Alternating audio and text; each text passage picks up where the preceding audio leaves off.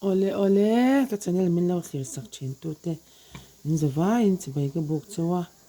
lom thu kan shil chawa he ve in chu tok pui ka ron in chopa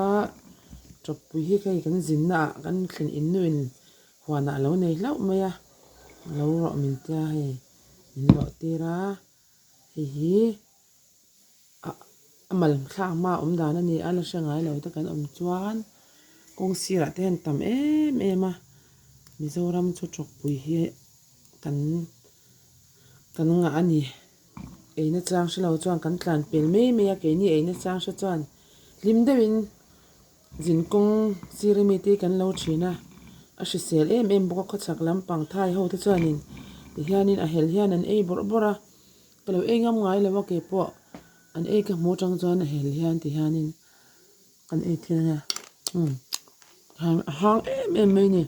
a he kan ni chu kan ei thin dan chu a helina ni lawa sang sangin kan ei ve thawa kan ro voi soka chuang mar charot angin kan rot thina chuan atui kan ti dan ber chu hi bo in ka lawa en tir tur chu tui kan ti dan ber ani heti hianin om kha ti hian kan phel veka hau tak ve khop mai ti hian an phel vek thin ni mo chuan kau ti lang zel don nya ti hianin kalau chan zo ta a ti hian tel ka chuanga ka tel chuan akhan he marcha sei chi thak wak lo ang kha ka tela ka thak top don puron po thak ngai lo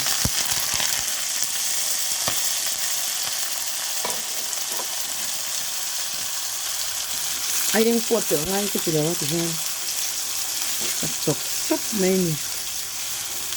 an chi hi thiam te ka alanga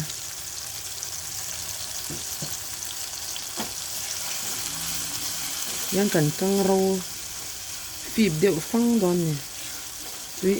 em me hang tui box si ai hang la du le chuan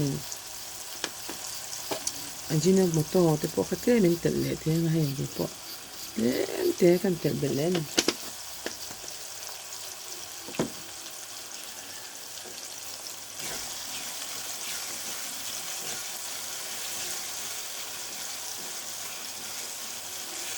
tin khat chuanin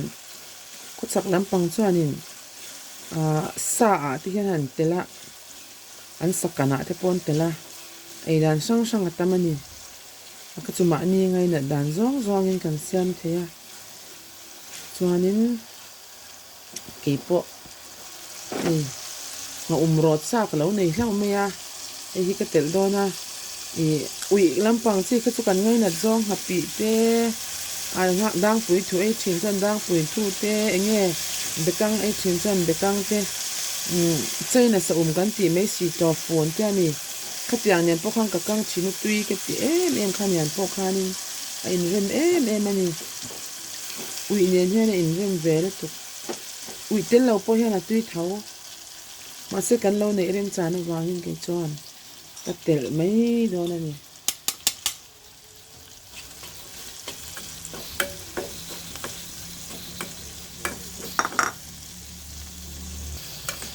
hel po ei thei thau kan ti wang khanin kan rei zong chu ma ni du ang khanin kan kang rei me to nga yanin mi khwal kan ne kan mi khwal pa kan me puyanga an lo la e ve ngai lo chuan kan e til chin don ni se kan e lai ka chu ka tlang kher lo nga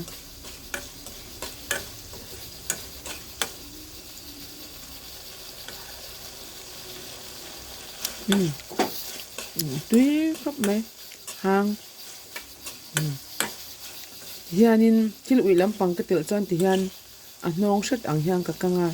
thil ui lampang kan tel lo chan kan kang nge along kan chan avoid deuh chal khan kan kanga tui em mai ni ka video te min lo thlir sak thina wangin kaloma in zawa in chai tui